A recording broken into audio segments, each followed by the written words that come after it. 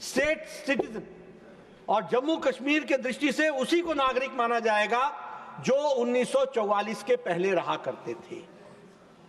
बाकी किसी को भी स्टेट का सिटीजनशिप, स्टेट की डोमिसाइल नहीं दी जाएगी।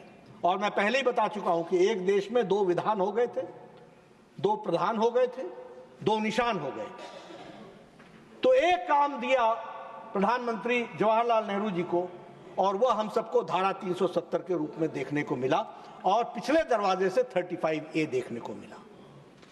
और इसके माध्यम से मैं यहां पर यह भी बताना चाहता हूं कि जो POK से आए हुए, पाकिस्तान ऑक्युपाइड जम्मू कश्मीर से जो आए, वह शरणार्थी भी जम्मू कश्मीर के नागरिक नहीं बन सके।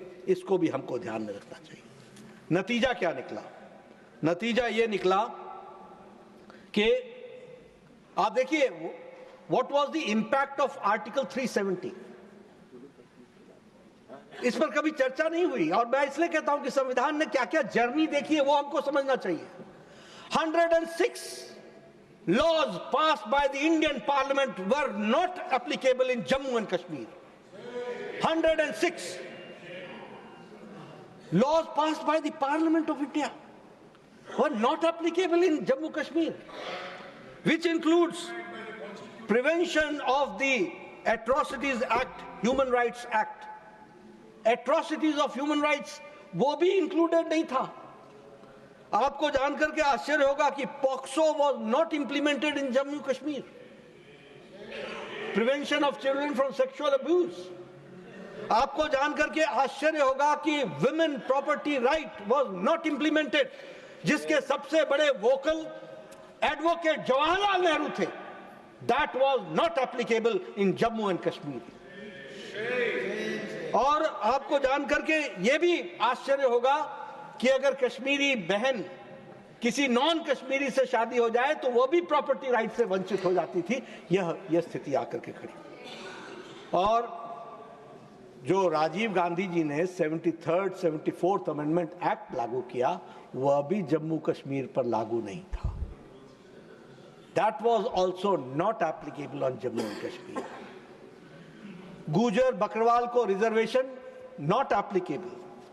रिजर्वेशन टू ST, आज हम सब लोग बड़े चैंपियन बनते हैं SC ST। कहां चुप रहे सब? कहां क्यों नहीं बोल पाए ST के रिजर्वेशन के बारे में? क्यों नहीं बोल पाए गुजर बकरवाल के रिजर्वेशन के बारे में? मैं यहां यह भी आपको बताना चाहता हूं कि वेस्ट पाकिस्तान से आए हुए हमारे यहां इस देश में 3 प्रधानमंत्री और उप प्रधानमंत्री हुए। मनमोहन सिंह जी वेस्ट पाकिस्तान से आए थे, वो यहां आकर के प्रधानमंत्री बने। IK गुजराल वेस्ट पाकिस्तान से आए थे, वो यहां पर प्रधानमंत्री बने। हमारे deputy prime minister Lal Krishna Advani ji waste Pakistan से आए थे, वो यहां पर डिप्टी प्राइम मिनिस्टर बने। लेकिन आप आश्चर्य करेंगे कि पाकिस्तान ऑक्युपाइड कश्मीर से आया हुआ व्यक्ति जम्मू कश्मीर की विधानसभा में पंचायत का चुनाव नहीं लड़ सकता था।